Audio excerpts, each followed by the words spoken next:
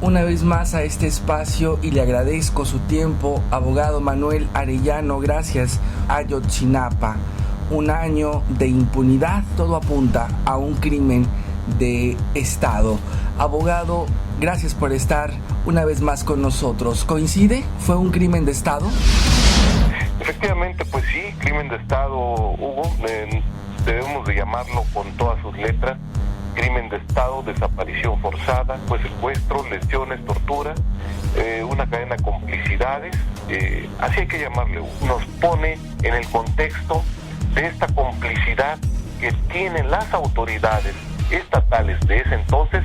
Ángel Aguirre Rivero, el responsable por ser el gobernador del estado, y él es imposible que no supiese lo que estaba pasando en la Sierra de Guerrero. Me comentaba usted que estuvo de alguna forma cercano a las investigaciones. ¿Qué pudo ver respecto a omisiones y demás? Claro, las que ya son evidentes, las que nos hemos enterado, pero algo más que usted se haya enterado en ese momento.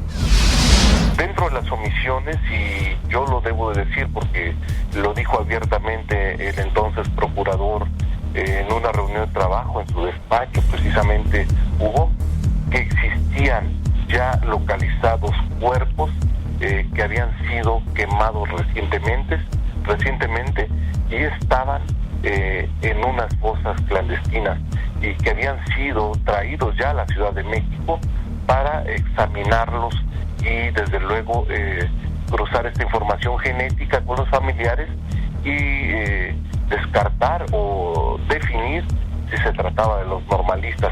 Esto estoy hablando de los 20 días subsecuentes a que se desarrolla la desaparición. Pero estaríamos hablando de que si esto se está encubriendo en tan altas esferas y hasta Televisa tiene participación activa a nivel mediático para desacreditar la versión histórica, la verdad histórica, la que nos quisieron vender sobre que fueron quemados en el basurero de Cocula, ¿qué podemos temernos? ¿De qué estaríamos hablando? ¿Quiénes serían entonces los responsables y en qué nivel? Se está encubriendo a Ángel Aguirre la responsabilidad que tiene. La cadena de mando llega hasta él y llega también al titular de la Secretaría de la Defensa Nacional. Es Ángel Aguirre, el jefe o el ex jefe de el presidente de Iguala, de Abarca. Y de ahí de Abarca se define el siguiente subalterno de Abarca sería su director de Protección Ciudadana o de la Policía Municipal, que hasta el momento no aparece, y lo dudo que aparezca porque ahí se rompería este eslabón de información. Ya apareció el encargado de recibir y operar el grupo de estudiantes, que en este caso es el tal Gil, que acaban de detener, y con ello pues ya tienen la mayor parte de elementos y detenciones para integrar una averiguación, una investigación seria donde puedan definir a los responsables. Quieren truncar ahí para que ahí se quede en un asunto netamente encaminado a definirlo como una confusión, como un asunto de la droga, de la heroína, como lo han venido sesgando, o en el mejor de los casos, decir que era una confusión. Se subieron al quinto autobús que ahora ha salido a la investigación, que era el autobús rojo, entre comillas, que era el que llevaba la droga, y que por equivocación fueron atacados por recuperar el cargamento que llevaba ahí. Es decir, tienen muchas salidas. Mientras, Hugo, que quede muy preciso el asunto, mientras el Estado tenga el control de la investigación, va a hacer lo posible por zafarse, por proteger a personajes públicos, a personajes políticos, actores políticos, por proteger a su ejército, que es su brazo armado ahorita en el poder, por proteger a los que le hacen la chamba al Estado. ¿Con qué finalidad? De zafarse de una desaparición forzada, de un crimen de Estado, de un genocidio y de la reprenda a nivel global de los países que ya está sucediendo en este momento, porque ya no pueden sostener con alfileres esta verdad histórica, que es una verdad falsa de toda falsedad, con esos argumentos con los que han planteado hasta este momento la investigación. ¿Será esta otra parte, y no sé, abogado, usted me dirá si tiene conocimiento, se habla de otros intereses dentro de este país, en colusión con intereses extranjeros, donde hay un grupo político poderoso llamado Atlacomulco, otros intereses con personajes como Manlio Fabio Beltrones, donde pues se señala que están haciendo lo posible por perjudicar a Peña Nieto, que él cargue pues todos los platos rotos debido a las reformas, debido a todos los fracasos económicos y demás.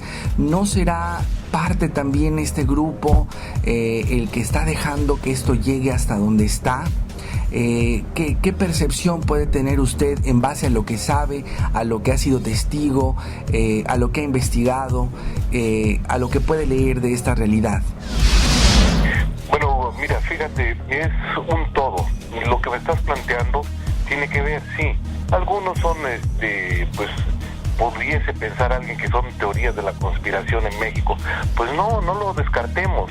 Primero que investiguen la parte jurídica, la cadena de mando que existe, Hugo. Son autoridades locales y tienen jefes, responden a un mando superior.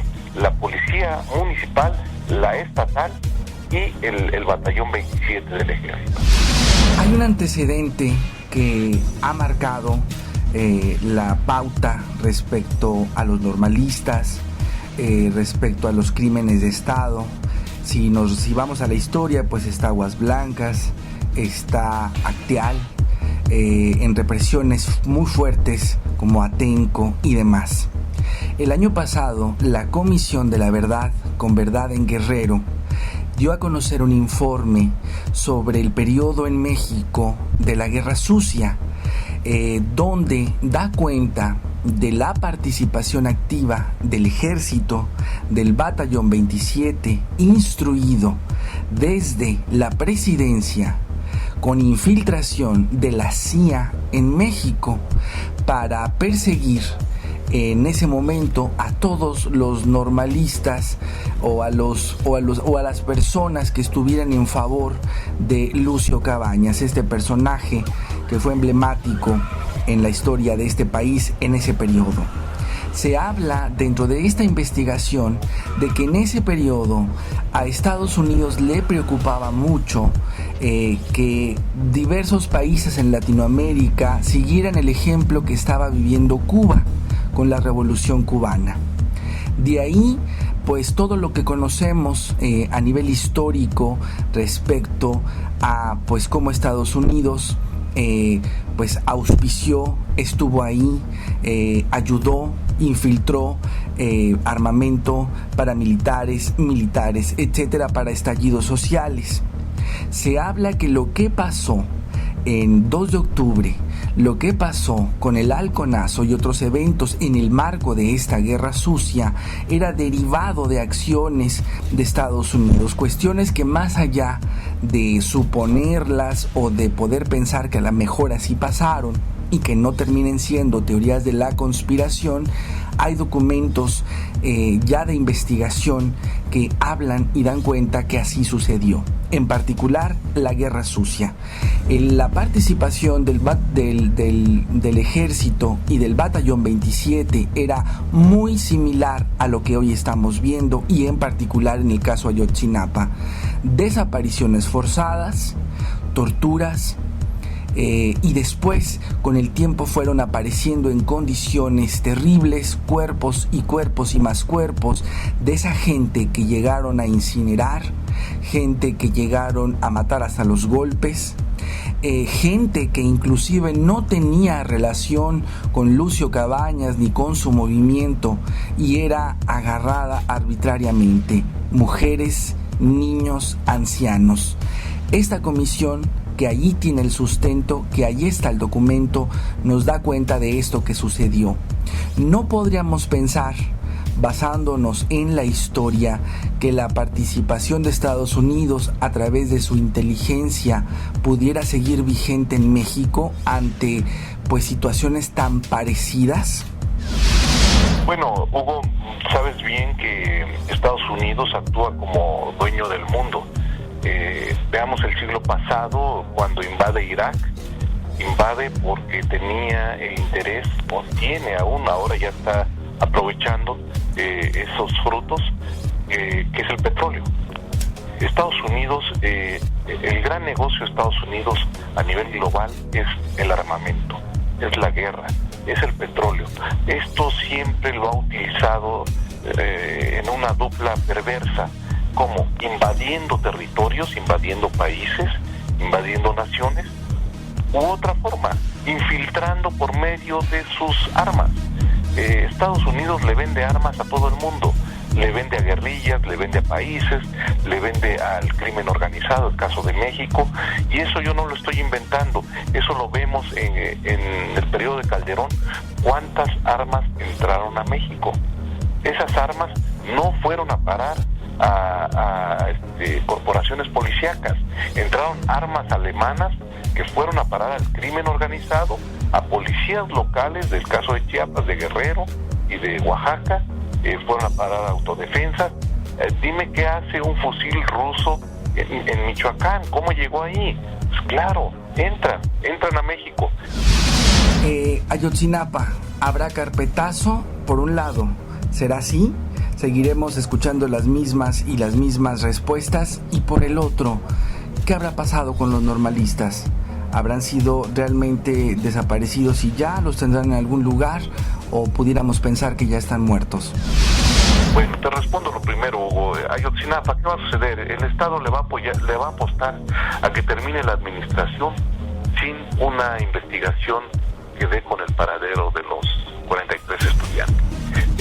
Peña Nieto lo mismo dice, que el caso no está cerrado, que se va a reactivar las investigaciones, que se va a utilizar tecnología para la investigación. Eso yo lo vengo escuchando desde Murillo Karam. Yo estuve en su despacho el año pasado con él mismo nos dijo, vamos a hacer una georreferenciación del lugar. Entonces todo el mundo decía, bueno, ¿y eso qué es? Yo sí lo entiendo. Pues eso, que vamos a hacer una búsqueda con drones, que van a hacer un escaneo satelital. Todo eso lo han hecho, Hugo. Lo han hecho y no han encontrado absolutamente nada. Los muchachos los han desaparecido.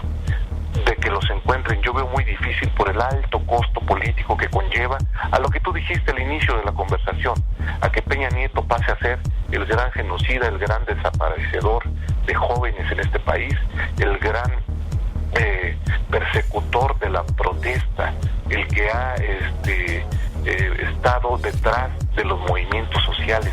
Ese es Peña Nieto.